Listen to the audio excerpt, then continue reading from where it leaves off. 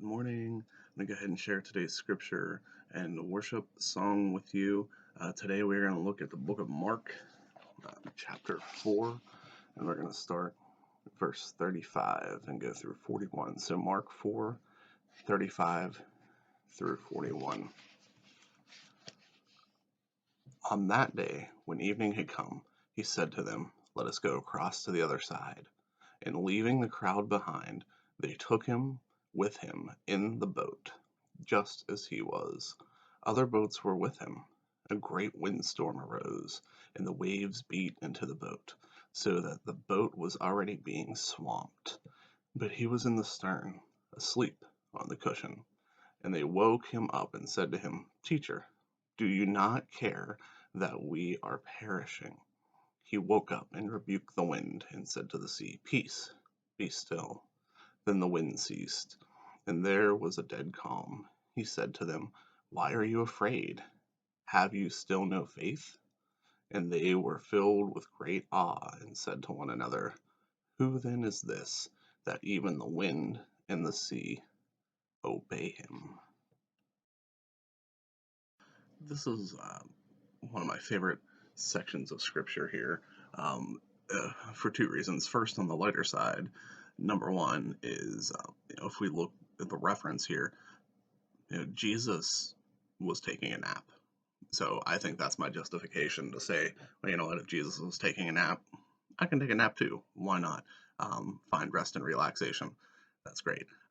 Number two is just a reminder that Jesus calms the storm.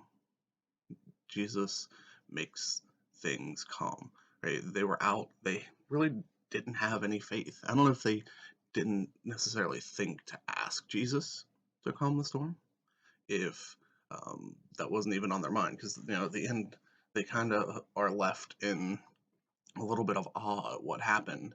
I think as anybody would be, but almost they're still filled with a little bit of doubt. As we look at that last verse there, as we look at verse 35 that says, "Who then is this, that even the wind and the sea obey him?" They still don't fully know at this time who Jesus is, right, and what he's going to do for them and for us.